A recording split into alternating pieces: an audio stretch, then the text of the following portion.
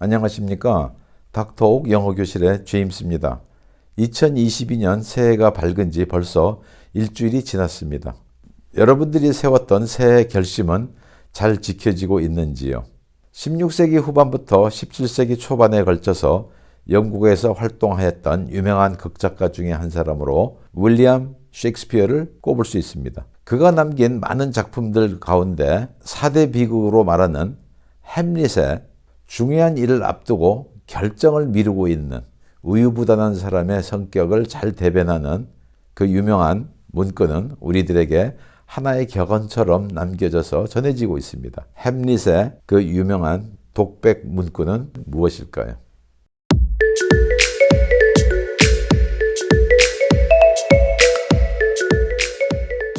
네, 닥터옥 영어교실의 제28화는 지난 시간에 이어서 결심이라는 주제를 가지고 두 번째 이야기로 나눠보도록 하겠습니다. 본 이야기에 앞서서 아직도 구독 신청을 하지 않으신 분들은 먼저 붉은색 구독 신청 꼭 눌러주시고요. 좋아요와 격려의 댓글도 달아주시면 감사하겠습니다. 여러분들의 작은 격려가 저에게는 큰 힘이 되어 더욱더 좋은 내용으로 여러분들에게 다가갈 수 있도록 최선을 다하도록 하겠습니다. 네, 덴마크의 왕자인 햄릿이 자기 아버지가 삼촌에게 살해를 당한 가운데서도 그에 대한 복수를 해야 될 것인지 말아야 될 것인지 주저하면서 남겼던 그 독백은 바로 사느냐 죽느냐 그것이 문제로다. 네, 영어로 어떻게 말을 하죠? To be or not to be, that is the question. To be or not to be, that is the question 입니다. 여기에서 to be는 존재하다, 살다라는 의미로 우리가 해석할 수 있죠. 그래서 to be, 살 것인지 아니면 not to be, 죽을 것인지, 그래서 사느냐 죽느냐, that is the question, 그것이 문제로다 이렇게 말을 하는 것이죠. 지금도 이 표현은 어떤 일을 결정하지 못하고 우유부단한 성격으로 인하여서 인생의 큰 실패를 맛보는 사람들에게 주는 하나의 격언으로 사용되어지기도 합니다. 이 표현을 우리가 활용하여서 맛있는 음식을 놓고 나는 다이어트 중인데 이 음식을 먹어야 될까 말아야 될까 그게 참 문제로다. 어떻게 말할 수 있을까요? 같은 패턴을 이용해서 to eat or not to eat. That is the question.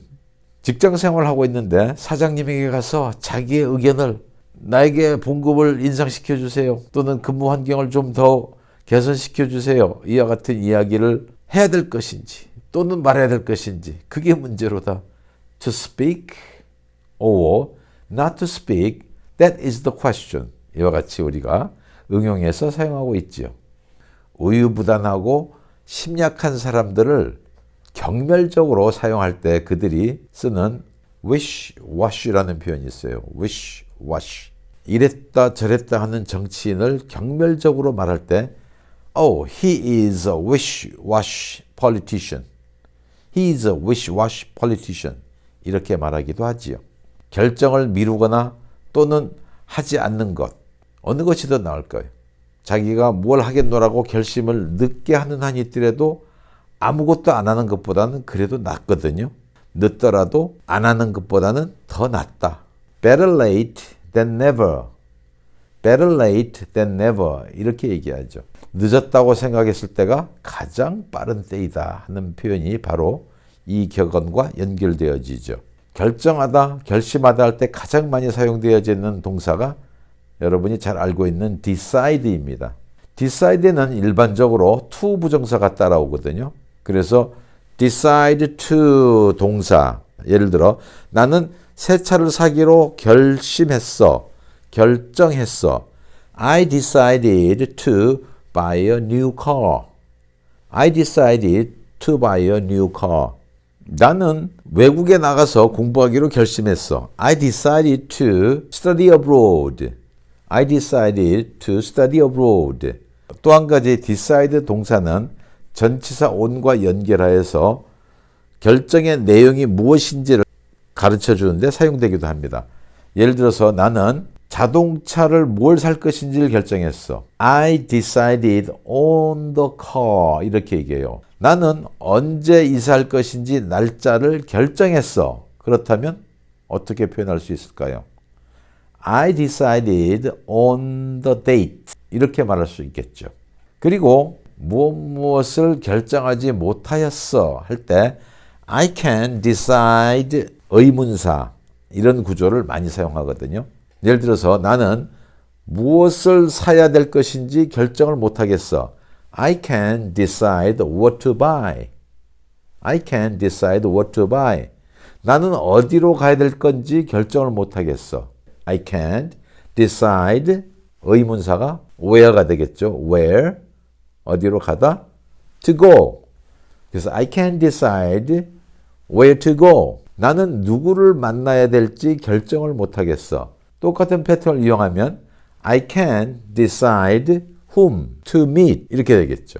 뭐뭐인지 아닌지를 결정을 못하겠어. 우리 국어에 뭐뭐인지 아닌지에 해당되는 표현이 whether or not 이렇게 얘기를 해요. 예를 들어 나는 자동차를 사야 될지 말아야 될지를 결정을 못하겠어. I can decide whether to buy a car or not. I can decide whether to buy a car or not. 이렇게 말하면 됩니다.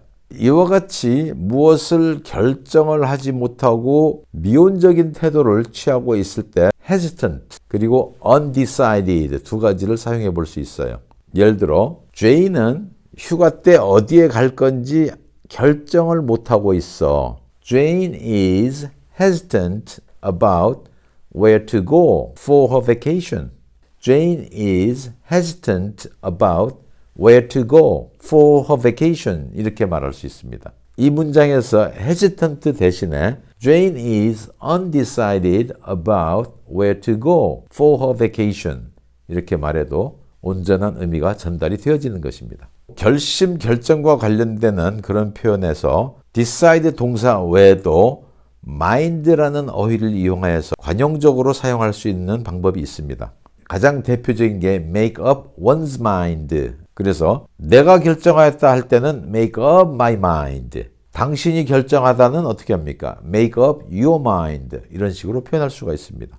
당신은 무엇을 할 것인지 결심을 하셨나요? Did you make up your mind what to do? Did you make up your mind what to do? 이렇게 말하면 되겠습니다. make up one's mind는 decide랑 같은 의미를 갖고 있지만 아주 강하게 결심을 하였습니다. 할 때는 set one's mind on 이 표현을 많이 써요. 그래서 예를 들어 나는 그것을 반드시 하겠노라고 결심을 했어요. 어떤 것도 나를 말릴 수 없게 될 거야. I have set my mind on doing it. Nothing will stop me. 이렇게 말할 수 있게 되는 것이죠. 자기의 생각이 바뀌게 되었을 때 쓰는 표현은 change one's mind. 내 마음을 바꿨다면 change my mind. 이렇게 얘기하거든요. 예를 들어 난 내일 아침 서울로 가려고 하였는데 생각이 바뀌었어. I was going to leave for Seoul tomorrow morning. But I have changed my mind. I was going to leave for Seoul tomorrow morning, but I've changed my mind. 이렇게 말할 수 있습니다. mind는 신경을 쓰다, 염려하다 이런 의미도 갖고 있거든요. 상대방에게 정중하게 무엇인가를 허가를 얻어낼 때는 Do you mind if란 말을 많이 써요. 예를 들어 죄송하지만 여기서 담배 한번 펴도 될까요? Do you mind if I smoke? 이렇게 말할 수 있거든요. 아울러서 거기에 대한 응답으로 yes, no를 잘 선택해서 해야 의미에 혼란이 오지 않습니다. mind라는 동사의 의미가 염려합니까? 신경이 쓰입니까? 라는 뜻이거든요. Do you mind if I smoke를 문자적으로 해석하면 내가 만일 여기에서 담배를 피운다면 당신은 신경이 쓰입니까? 이 뜻이에요. 그러므로 담배를 피도록 허가를 해주려면 yes로 대답을 해야 될까요? no로 대답을 할까요? no로 대답을 해줘야 되죠. 피우세요. 괜찮아요. 이와 같이 허락을 할 때는 no, not at all. Go ahead. 이런 식으로 대답해 주는 게 옳지요. 담배를 필 수 없도록 허가해 주지 않을 때는 대답이 뭡니까? yes로 대답을 해야 됩니다. 그래서 yes, I do. Please don't smoke here. 이와 같은 식으로 말할 수 있게 되는 것이죠. 성경에서도 우유부단함을 경계하는 여러 가지 표현들이 등장하고 있습니다. 어느 날 예수님에게 예수님의 제자가 되기를 소원하는 젊은이들이 나와서 물어봅니다. 제가 당신의 제자가 되고 싶습니다. 어떻게 해야 되겠습니까? 누가복음 9장 62절에 예수님께서 이렇게 말씀하십니다. 손에 쟁기를 잡고 뒤를 돌아보는 자는 하나님 나라에 합당하지 아니하니라. No one who puts his hand to the plow and looks back is fit for service in the kingdom of God. No one who puts his hand to the plow and looks back is fit for service in the kingdom of God. 라고 말씀하시죠. 이 구절의 의미는 쟁기를 잡고 있지만 자기에게 주어진 일, 밭가는 일에 열심을 내지 아니하고 자꾸 뒤를 돌아본다. 그런 사람들은 하나님 나라에게 합당하지 않다. 세상 일과 하나님 나라의 일, 두 가지를 다 할 수 있지 않을까? 라고 생각하는 사람들. 두 마음을 품고서 일하는 사람들은 하나님 나라 사역에 쓰임받기 어렵다 하는 그런 이야기를 가르쳐주고 있는 것입니다.